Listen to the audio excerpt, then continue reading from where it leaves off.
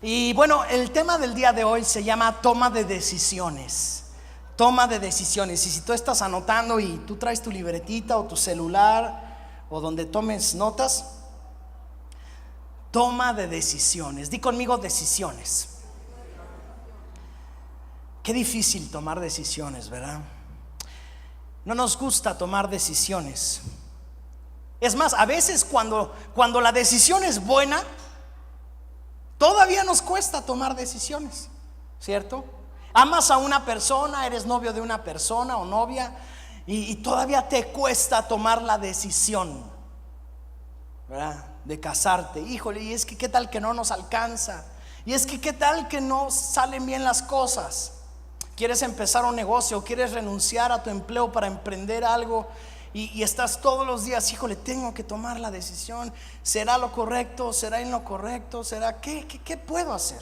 Y verdaderamente la toma de decisiones es algo difícil, ¿cierto? ¿Cuántos han sufrido aquí tomando decisiones? No todos. ¿Qué voy a estudiar? ¿Qué voy a estudiar? ¿Estudiaré ingeniería? ¿Estudiaré medicina? ¿O administración? Toma de decisiones. Solamente antes de pasar a materia, y vamos a estar leyendo primera de Samuel, Mateo capítulo 5 versículos del 10 al 12 dice: bienaventurados, di conmigo bienaventurados. Bienaventurados los que padecen persecución por causa de la justicia. Cuando tú y yo padecemos persecución por causa de la justicia, somos bienaventurados, somos dichosos, somos bendecidos, somos felices, somos alegres, porque estamos siendo perseguidos por hacer el bien, distinto a ser perseguidos por hacer el mal. Ahí nadie puede ser bienaventurado. Pero cuando hacemos el bien y por eso somos perseguidos, nosotros debemos tomarnos como doblemente bendecidos, porque de ellos es el reino de los cielos. ¿De quién es el reino de los cielos? De aquellos que son perseguidos por obrar con justicia.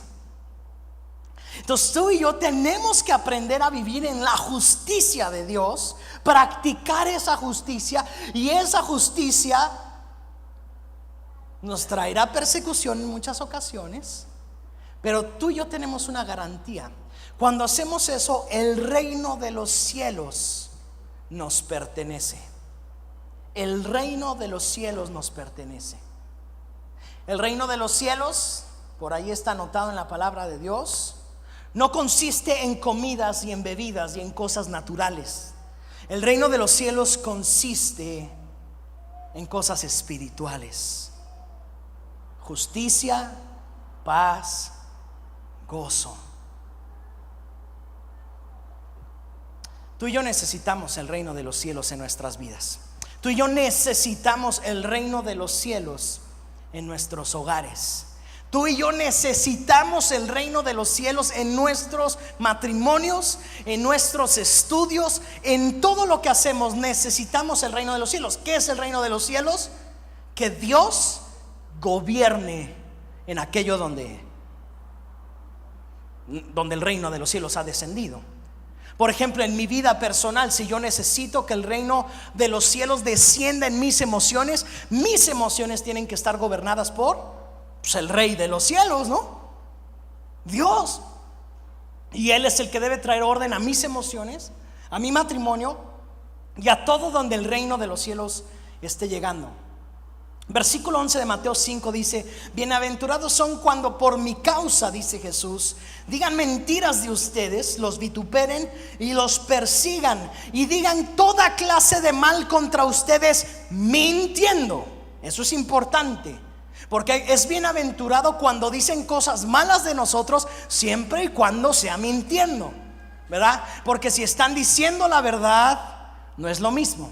Por ejemplo, tenemos a un cristiano que de lunes a viernes no es tan cristiano, pero el sábado se empieza a preparar para el domingo ser un buen cristiano, y el lunes regresa a su vida normal. Entonces de lunes a viernes roba, agarra lo que no es suyo en la empresa donde trabaja, agarra dinero, agarra hojas, agarra tiempo, agarra de todo.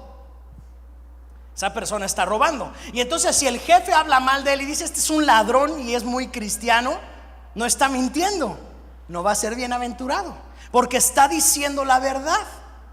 En cambio, si tú fueras una persona íntegra, honrada, bueno, como tú eres, perdón, una persona íntegra, honrada, trabajas doble, haces tu esfuerzo para ser el mejor trabajador, y alguien viene a decir este cuate es de lo peor, sí estaría mintiendo.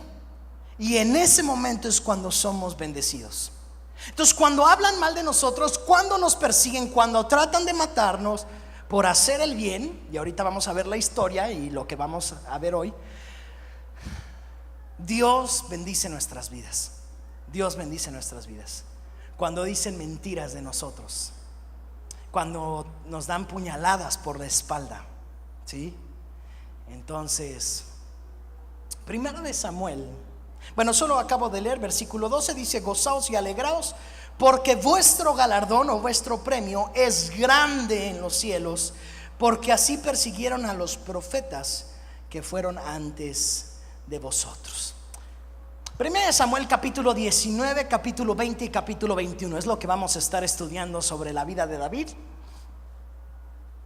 Y es cuando David empieza a huir de Saúl, empieza la persecución. David hacía las cosas bien. Oye, David vino a hacer el trabajo de Saúl, ¿cierto? Saúl tenía que matar al gigante y lo acabó matando David. Porque un líder no es aquella persona que espera que el jefe haga todo, que los políticos hagan todo. No. Un líder, un hijo de Dios, es aquel que empieza a obrar aun cuando no se lo han pedido. Empieza a cambiar las circunstancias aun cuando no le han ordenado que lo haga. Porque eso es lo que hace un hijo de Dios. Ve aquello que está mal y trabaja con todas sus fuerzas para solucionarlo. Amén. Primera Samuel capítulo 19 versículo 1 dice: habló Saúl a Jonatán su hijo y a todos sus siervos para que matasen a David. Saúl dio una orden ya. Se la dijo a su hijo. No sé si te acuerdas, pero al que matara a Goliat, le iban a dar a la hija de Saúl, se la iban a entregar como esposa. Y entonces Saúl le dice a Jonatán, que ahora se ha convertido en gran amigo de David, le dice: yo quiero la cabeza de David. Y le dice a Mical, que es la hija, que es la que era esposa de David: yo quiero la cabeza de David. Yo no veo ahí a Saúl titubeando con esta instrucción. Dice: yo quiero a David muerto. No había dos instrucciones, una sola instrucción. O sea que el precio, o sea que ya la cabeza de David tenía un precio. Versículo 2: Jonatán dio aviso a David diciendo: Saúl mi padre procura matarte, por tanto cuídate hasta la mañana y estate en lugar oculto y escóndete. Y yo saldré y estaré junto a mi padre en el campo donde estés, y hablaré de ti a mi padre y te haré saber lo que haya. Y Jonatán habló bien de David a Saúl su padre y le dijo: no peque el rey contra su siervo David, porque ninguna cosa ha cometido contra ti, y porque sus obras han sido muy buenas. Di conmigo: muy buenas.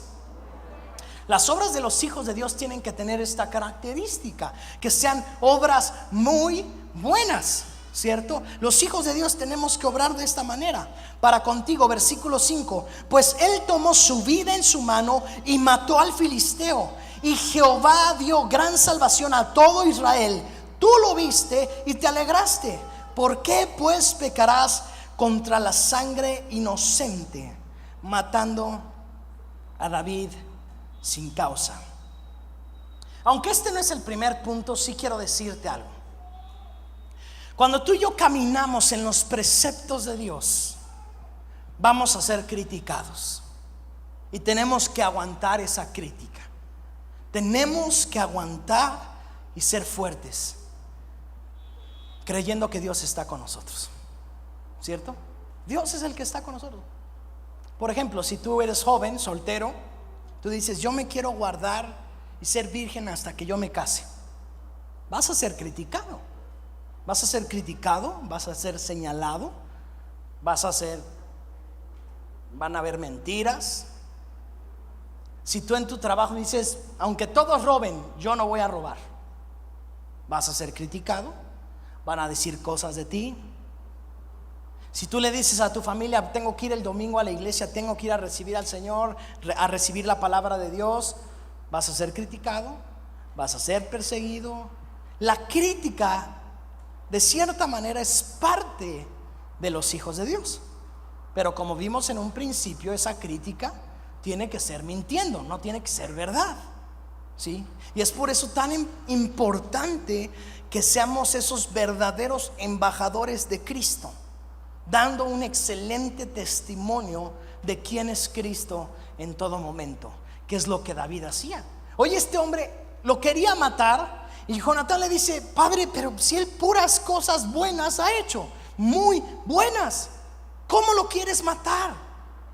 No peques contra él. Por unos días Saúl cambió su mentalidad y dijo: bueno, no lo voy a matar, tráiganlo, sí, cierto. Y empezó otra vez David a tocar el arpa enfrente de Saúl y a servir a Saúl, hasta que hubo otra guerra. Y David fue hasta adelante en la guerra una vez más, porque los líderes en las guerras tienen que ir hasta adelante. Ganaron la guerra, vencieron, y otra vez no le gustó a Saúl. Otra vez se enojó Saúl. Bueno, pues si lo estás mandando a la guerra, quieres que defienda al pueblo, tú te estás quedando en el palacio. Obviamente el liderazgo que él tiene va a ser apremiante, ¿cierto? Y como hijos de Dios tenemos que aprender que un lugar de liderazgo no es una posición por nombre. Aquí David no era nadie.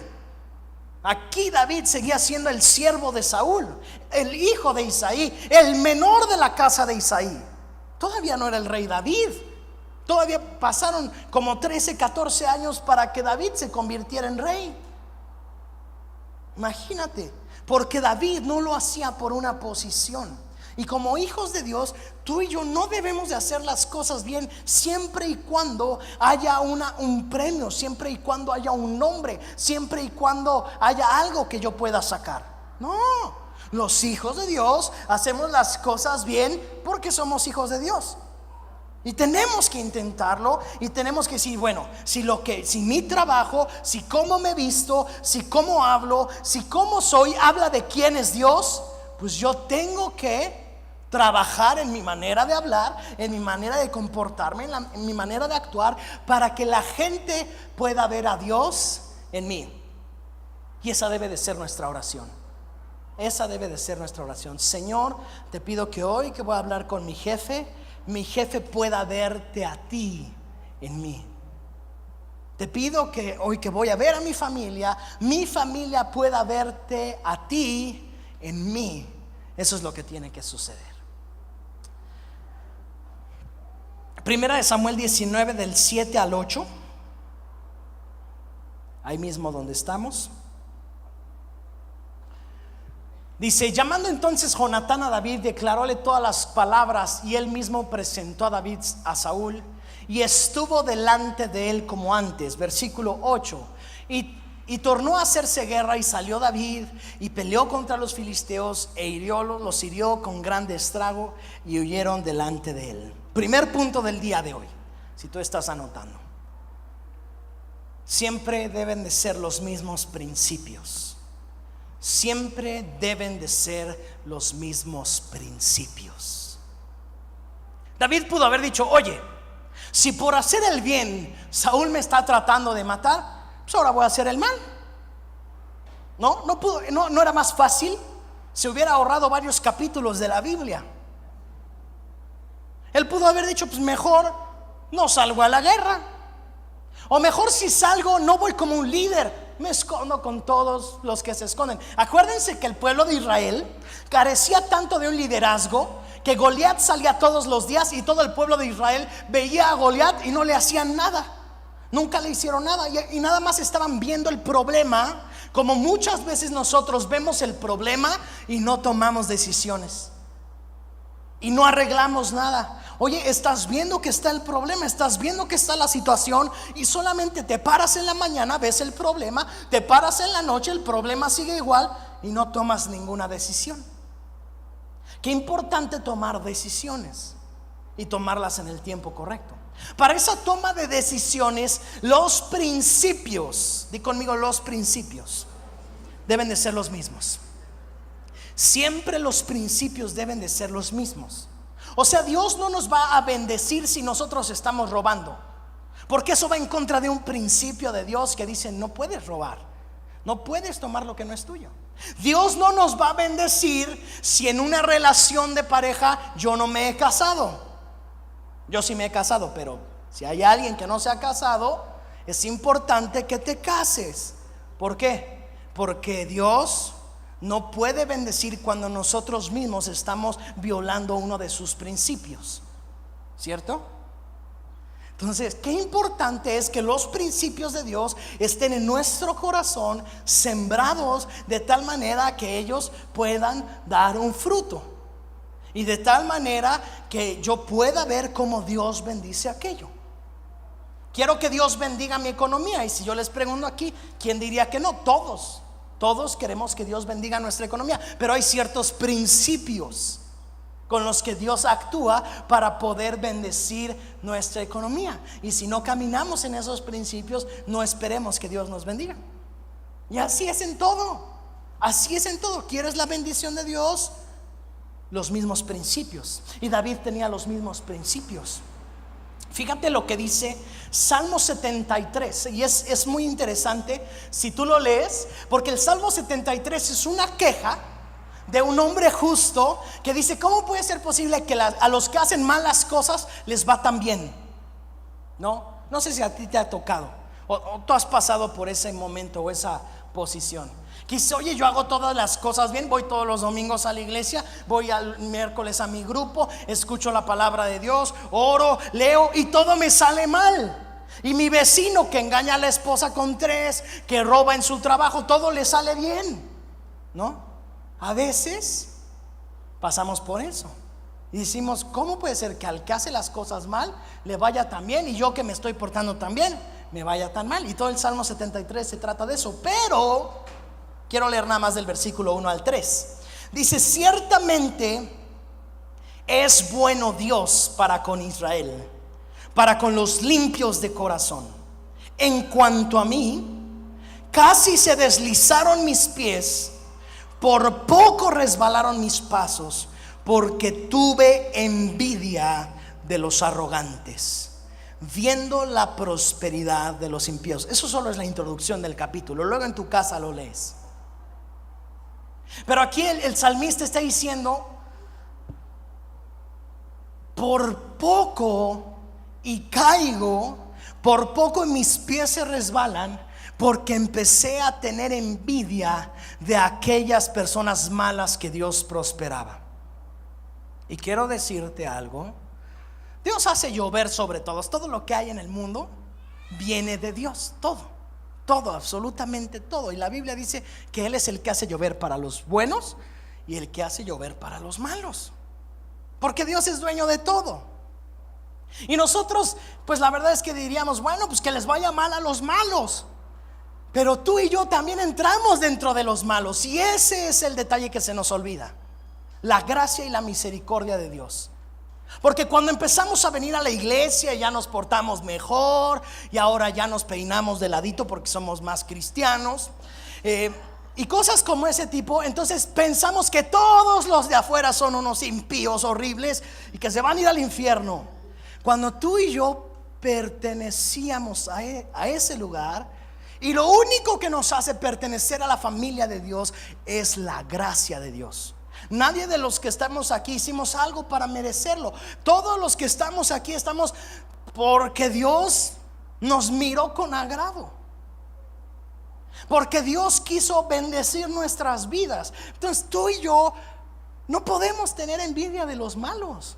No podemos tener envidia de aquellos que les va bien, entre comillas, haciendo el mal. Nunca.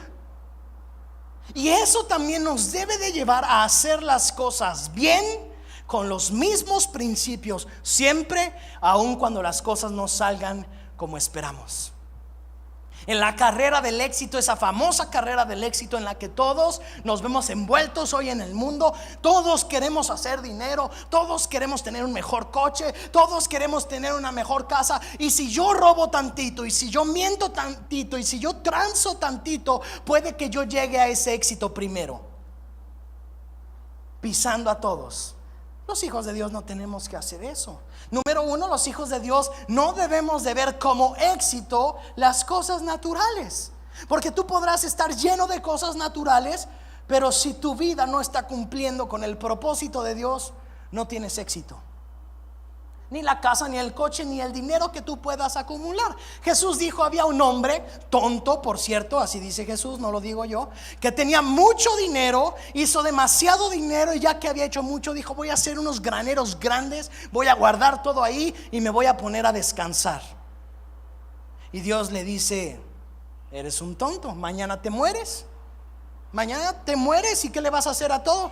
Alguien va a disfrutar de tu dinero. Entonces, como hijos de Dios, el éxito principal no es lo que acumulemos. Con esto no quiero decir tampoco que está mal que tú tengas un mejor coche y que aspires a una mejor casa, a un mejor trabajo, a una mejor empresa. No, claro que no, porque eso también da gloria a Dios. Pero siempre que lo hagamos, que sean con los mismos principios.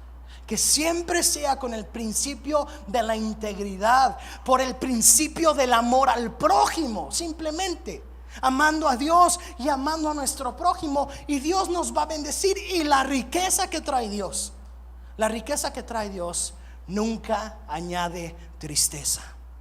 La riqueza que trae Dios no añade angustia.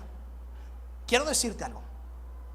Y bueno, esto no es del tema, pero ya que andamos en estos terrenos, cuando tú estás angustiado por el dinero que tienes, por las pertenencias que tienes, debes de tener cuidado. Debes de tener cuidado, porque estás poniendo más tu fe en lo que tienes que a quién tienes, y tienes que tener cuidado. Eso pasa, que a veces, mira, cuando no teníamos nada, nuestra fe estaba completamente en Dios porque no había dónde ponerla. Cuando ya tenemos más, de esa fe le repartimos a todo lo que tenemos. Bueno, si me va mal, vendo el coche. Bueno, si me va mal, vendo la casa. Si me va mal, tengo 40, 50 contactos, alguno de ellos me va a ayudar. Y entonces nuestra fe ahora no está completamente en Dios, está repartida en todos. Y la cosa es que vendemos el coche, la casa, y los amigos se van.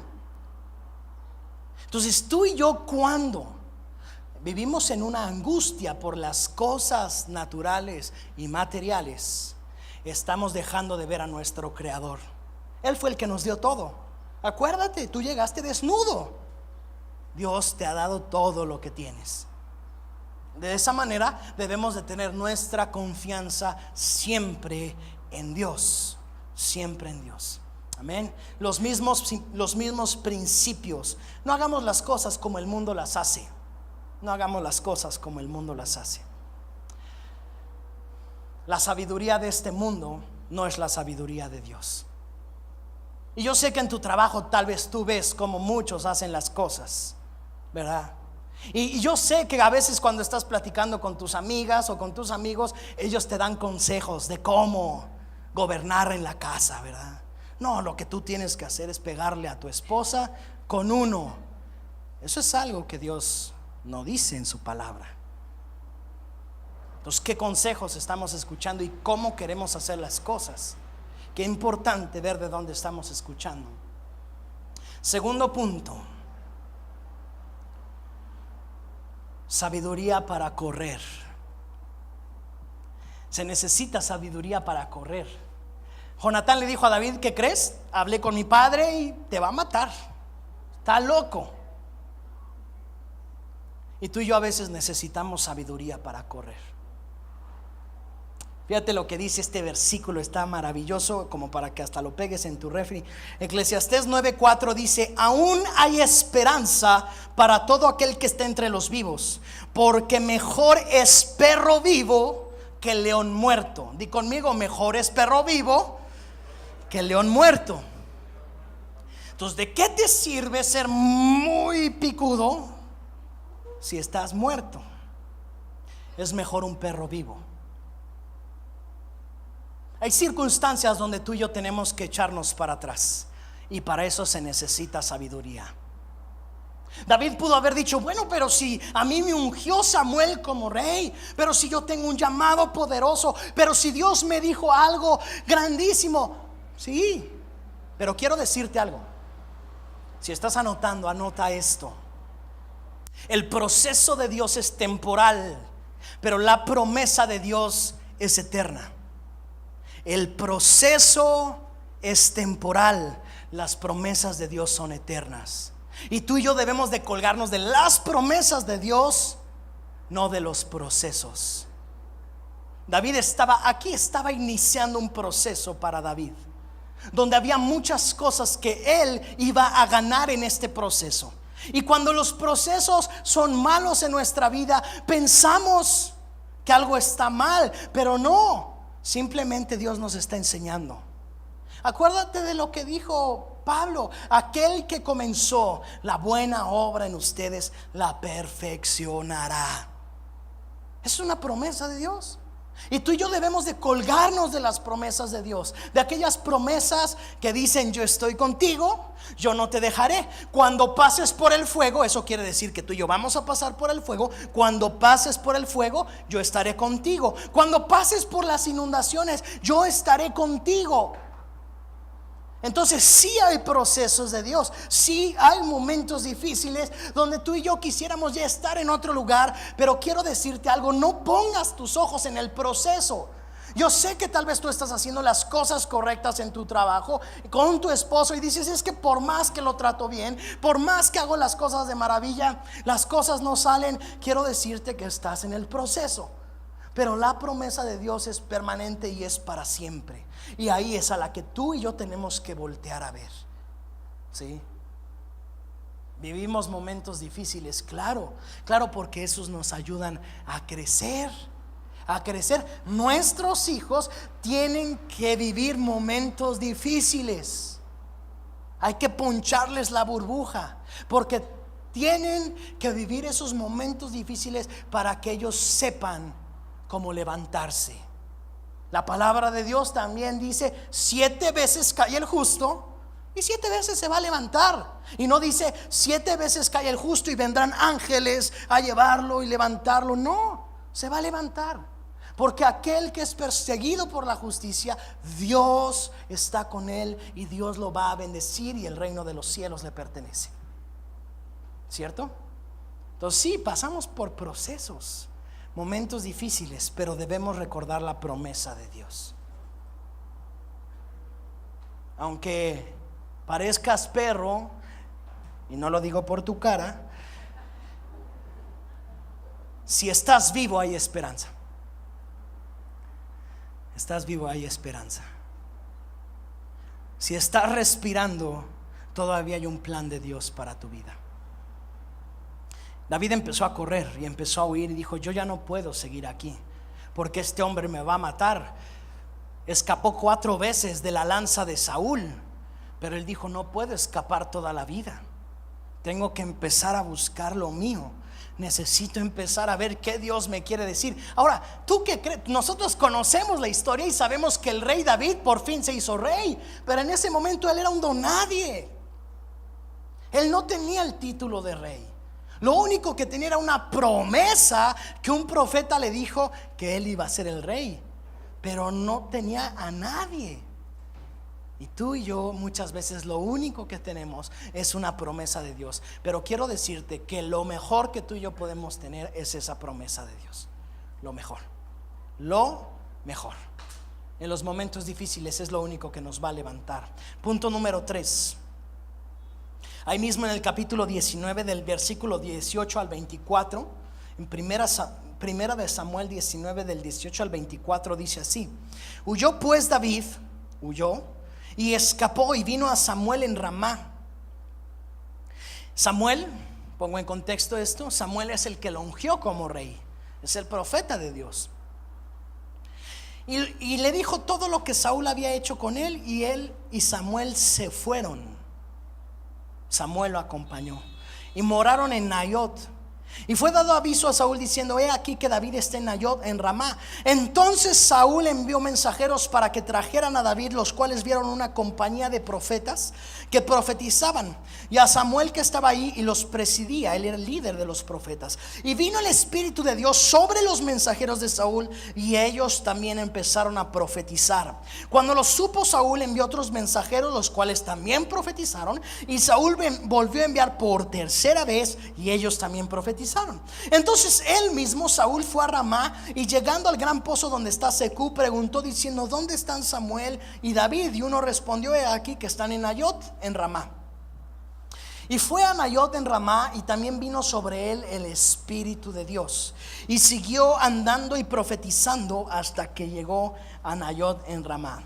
Y él también se despojó de sus vestidos y profetizó igualmente delante de Samuel, y estuvo desnudo todo aquel día y toda aquella noche. De aquí se dijo: también Saúl entre los profetas.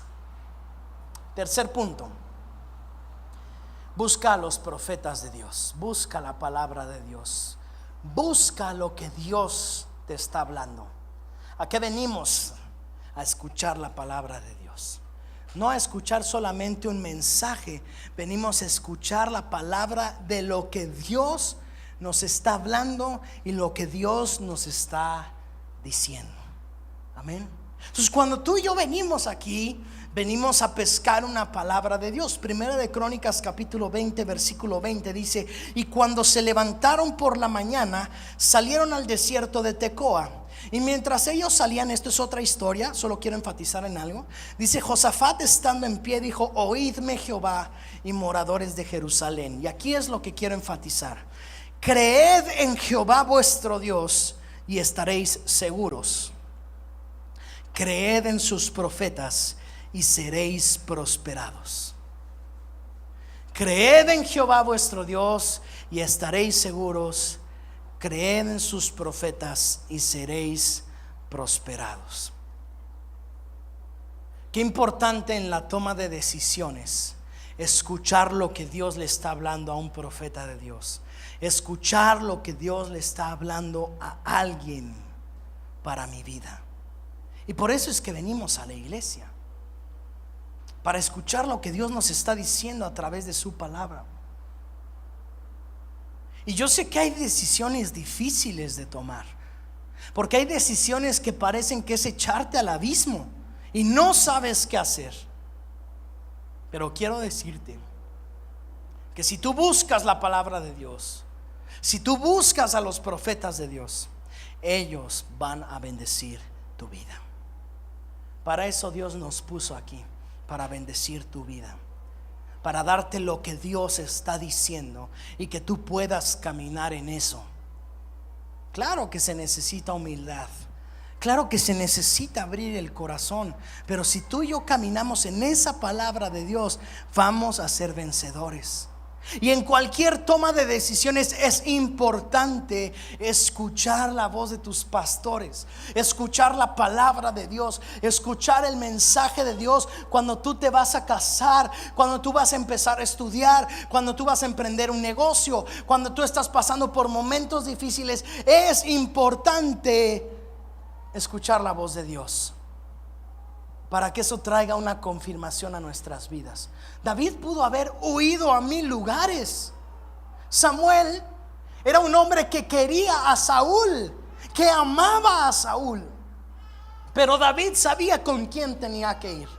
Y David sabía que podía ir y buscar en la presencia de Dios una respuesta. De la misma manera, tú y yo tenemos que pararnos y decir: yo necesito buscar una respuesta de Dios. Esa respuesta de Dios siempre, como dije al principio, tiene que ir de acuerdo a sus principios. Siempre de acuerdo a los principios de Dios. Cuarto punto. El tercer punto fue: busca a los profetas de Dios. Cuarto punto: tú tienes que buscar buenos amigos, buenas amistades, rodearte de personas que te ayuden a crecer en Dios, no de personas que no. ¿Cuándo tú y yo tenemos que dejar de ser amigos de alguien? 1 Samuel capítulo 20 versículos 1 y 2. Después David huyó de Nayot, como llegó Saúl y empezó a profetizar. David se tuvo que ir, porque cuando acabara de profetizar lo iba a matar. Y vino delante de David Jonatán y dijo: ¿qué he hecho yo? ¿Cuál es mi maldad? ¿O cuál es mi pecado contra tu padre? Fíjate lo que había en el corazón de David. Yo no he hecho nada contra tu padre. Yo lo único que hice fue ayudarlo. Lo único que hice fue hacer lo que él me pedía. ¿Cuál es mi maldad? ¿Cuál es mi pecado? Él le dijo: en ninguna manera, no morirás. Jonatán, tal vez sin saberlo, también le estaba dando una palabra profética de parte de Dios. No morirás. Conocemos la historia. David no murió en ese tiempo, murió ya que era anciano. He aquí que mi padre ninguna cosa hará, grande ni pequeña, que no me la descubra. ¿Por qué pues me ha de encubrir mi padre este asunto? No será así. Todo el capítulo 20 habla acerca de la amistad que tenían Jonatán y David. Y Jonatán le dijo a David: mira, va a haber fiesta mañana y tú siempre estás en la mesa con mi padre. Yo le voy a decir que tú no estás, que te fuiste a Belén, que yo te di permiso. Y así el siguiente día iban a haber varias fiestas en casa de Saúl. Viene Saúl, empiezan a cenar y Saúl le dice a Jonatán: ¿dónde está David? Jonatán le dice: me pidió permiso de irse, lo dejé irse con su padre. Saúl no dijo nada. Al día siguiente pasó lo mismo, pero Saúl le dijo a Jonatán: tú estás escondiendo a David. Y fíjate lo que dice. ¿No te das cuenta que David te va a quitar el reino? Saúl era padre de Jonatán. Cuando Saúl muriera, el que tenía que ser el rey era Jonatán. Y Saúl le dice: ¿qué no te estás dando cuenta que te está quitando el reino? Yo estoy haciendo algo para ti y resulta que tú estás encubriendo y guardando a aquel que te quiere quitar todo. Claves para encontrar amigos. Este capítulo nos enseña acerca de la amistad. Si tú no eres influencia para bien a una persona, y al contrario esa persona es una influencia para mal en tu vida, es momento de cortar esa influencia. Es momento de decir: mira, yo no soy capaz de influir en esta persona de tal manera que esa persona cambie, y al contrario, esa persona hace que yo me vuelva una mala persona. Es importante cortar eso. Y bueno, estamos hablando de amigos, pero de una relación una relación amorosa, es mucho más. Si ese hombre o esa mujer no te está impulsando, para los que tienen novio o novia o saliente o lo que sea, si esa persona no te hace una mejor persona, no es para ti. Si esa persona no te impulsa a algo mejor, no es para ti. Si esa persona te deja igual o peor que como tú estás, esa persona no es para ti. Para los que están casados, se amuelan, ya se casaron y ven cómo le hacen. Gracias a Dios que yo escogí bien.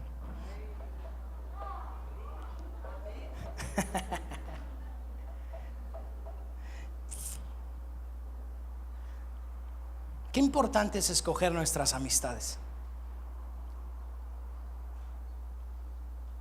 ¿A qué te están llevando tus amistades? ¿Qué son las pláticas que abundan cuando tú estás ahí? Porque tú puedes decir: no, yo soy muy cristiano y lo que sea, así, pero estás influyendo, porque si no estás siendo un verdadero cristiano.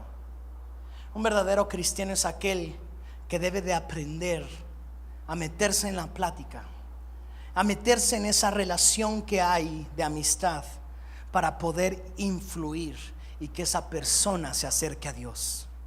Porque quiero decirte, para eso has sido puesto. con las personas que están a tu alrededor. Pero si esa persona en lugar de escuchar de ti, lo que hace es hacer que tus pláticas se ensucien, que tu mente se ensucie y que tus acciones se ensucien, es momento de terminar eso. Porque si tú tienes amigos que en el chat de WhatsApp solo están mandando cosas que ensucian tu mente, si tú eres un hijo de Dios, tú tienes que aprender a poner esa barrera. Si yo no soy lo suficiente bueno para influenciar a esta persona, no he sido lo suficientemente capaz para mostrarle el amor de Dios, pero tampoco puedo dejar que esa persona esté llenando mi mente de basura, ¿verdad? ¿Con quién te juntas a platicar? ¿Te juntas a platicar con personas que te están alentando al divorcio? ¿Te están alentando al adulterio? ¿Te están alentando a la fornicación sin que tú seas capaz de mantener tus principios, los mismos principios que vemos? Entonces hay que tener cuidado. Hay que tener cuidado a quien estamos escuchando. ¿Por qué? Quiero leerte algo. Proverbios 18:24 dice: el hombre que tiene amigos debe mostrarse amigo. Entendemos bien eso, ¿verdad? Entonces, si tú eres amigo de alguien, ¿cómo puede ser que teniendo a Cristo no te muestres como un amigo? Tú tienes que enseñarles de Cristo. Luego dice: y hay amigos más unidos que un hermano. Pero tú y yo sabemos que la Biblia no fue escrita en español, y quiero leerte algo que está en la traducción lenguaje actual. La traducción lenguaje actual dice así: hay amigos que llevan a la ruina, y hay amigos que son más fieles que un hermano. Un amigo te puede llevar a la ruina en algún área de tu vida. Un novio o una novia te puede llevar a la ruina en algún área de tu vida.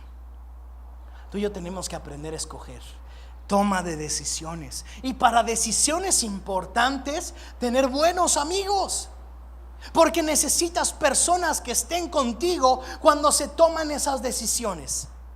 Personas que te respaldan y personas que puedan ser tanto tus amigos que te digan: no te conviene, no te metas en esto.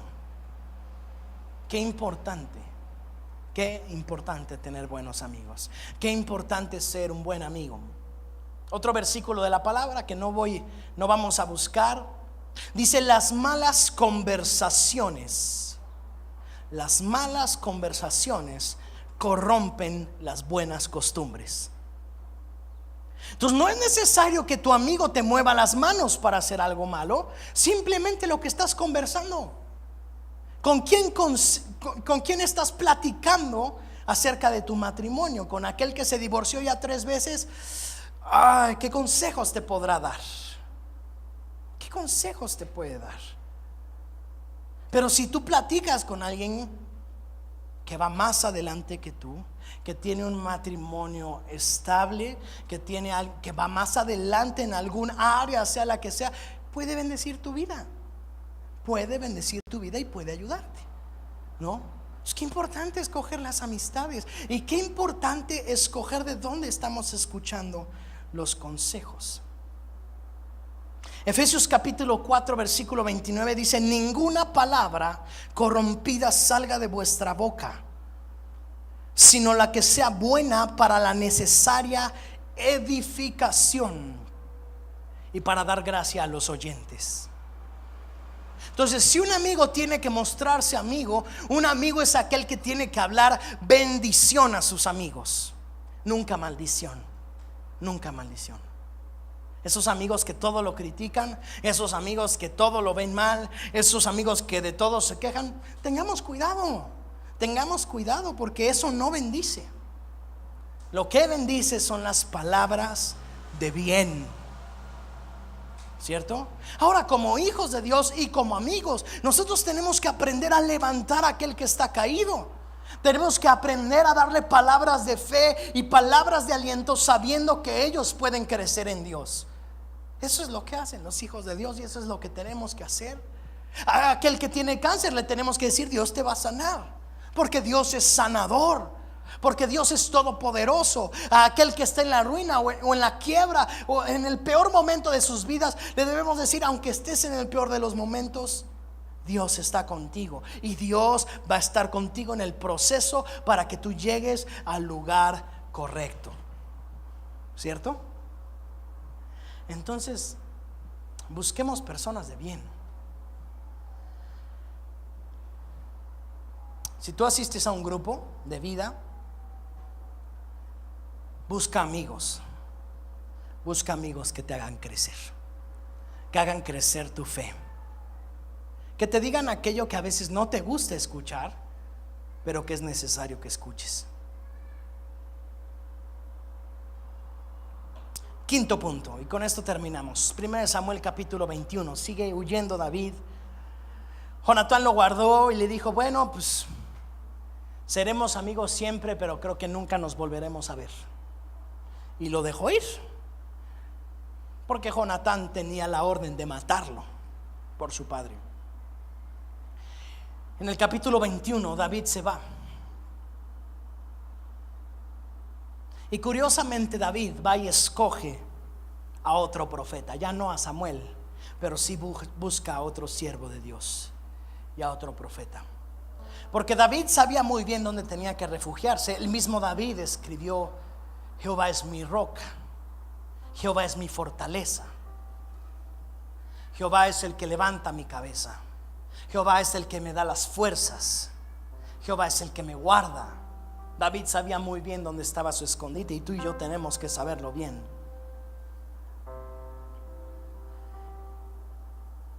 Primera de Samuel 21:8 dice: y dijo David a Ahimelech era el profeta: ¿no tienes aquí en mano una lanza o una espada?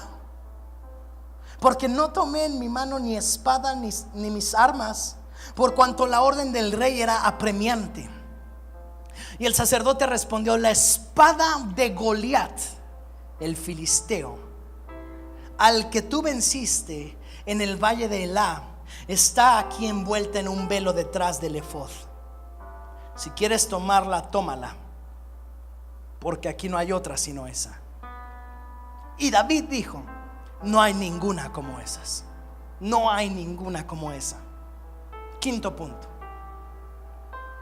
usa las armas que Dios te ha dado para tomar decisiones. Dios te ha dado muchísimas cosas. Dios ha llenado tu vida de dones, de talentos, de belleza y de grandeza. Usa lo que tienes de parte de Dios. Esa espada fue aquella con la que David cortó la cabeza de Goliat.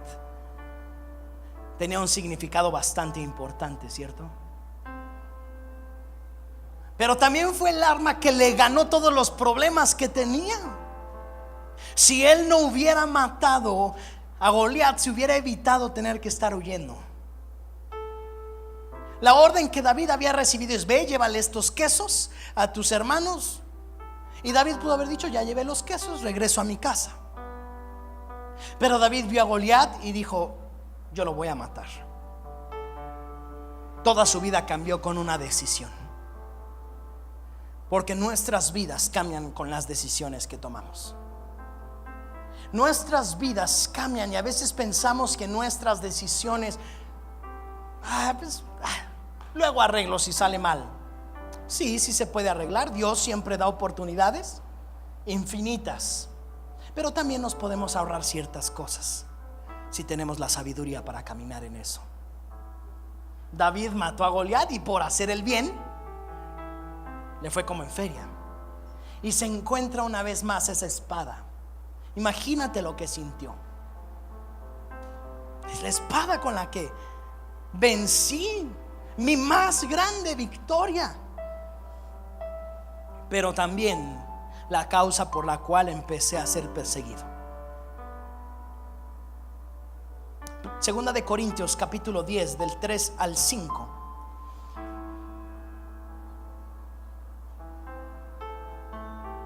Dice: pues aunque andamos en la carne, no militamos según la carne, porque las armas de nuestra milicia no son carnales, sino poderosas en Dios para la destrucción de fortalezas, derribando argumentos y toda altivez que se levanta contra el conocimiento de Dios, y llevando cautivo todo pensamiento a la obediencia a Cristo. En la toma de decisiones no hay nada más importante que las armas que Dios nos da. Y nuestras armas, las armas con las que militamos, las armas de nuestra milicia, las armas de nuestro ejército no son carnales. Entonces no solo es tu habilidad, no solo es lo que piensas o lo que has hecho. Cuando Dios te quiere llevar a algo mucho mejor, es importante cambiar la manera de pensar. Es importante que se derribe la altivez. Aquí dice, es para destruir fortalezas, derribando argumentos que hay en nuestras vidas. Argumentos que hemos heredado de nuestros padres, argumentos que tal vez nuestros padres heredaron de nuestros abuelos, argumentos que vemos en las personas que nos rodean que van en contra de la palabra de Dios. Esos argumentos tienen que ser derribados. Necesitamos que el Espíritu Santo cambie nuestra manera de pensar, derribando toda altivez que se levanta contra el conocimiento de Cristo. Si por algo no aceptamos la palabra de Dios en nuestras vidas, es por la altivez que hay en nuestros corazones, por la falta de humildad que muchas veces tenemos, que no nos deja recibir la palabra que Dios tiene para nosotros. Argumentamos cosas como yo lo sé, argumentamos cosas como yo tengo la experiencia, argumentamos a veces cosas tan tontas como que le pasó a mi vecino pero a mí no me va a pasar.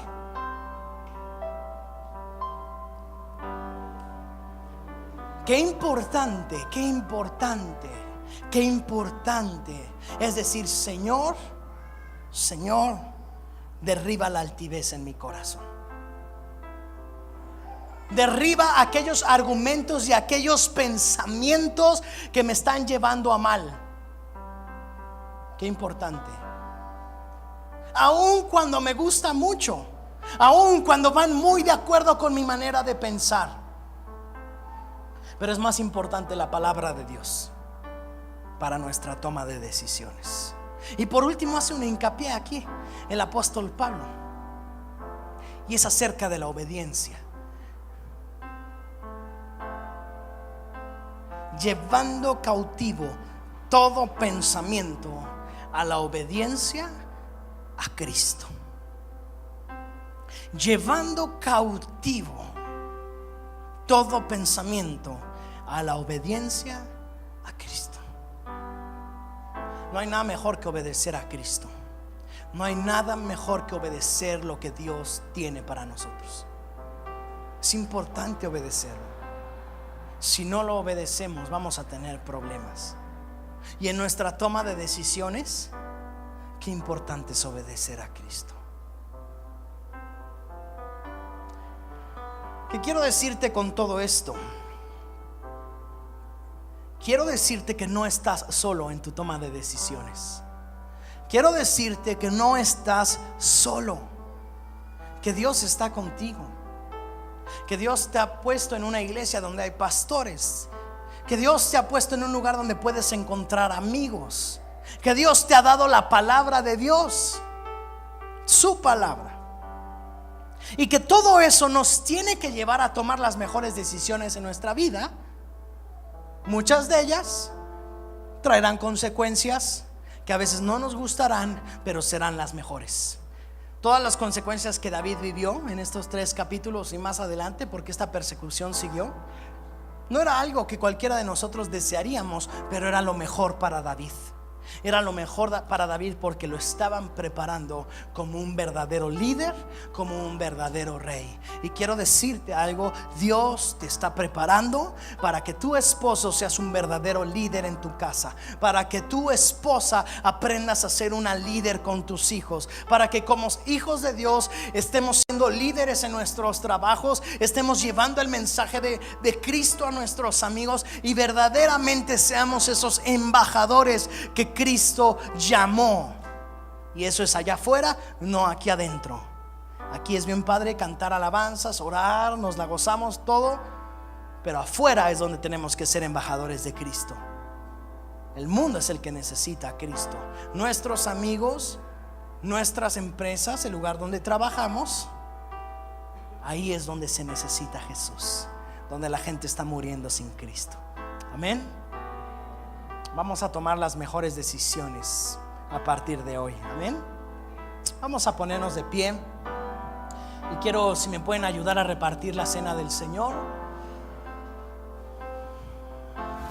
Vida tú me das.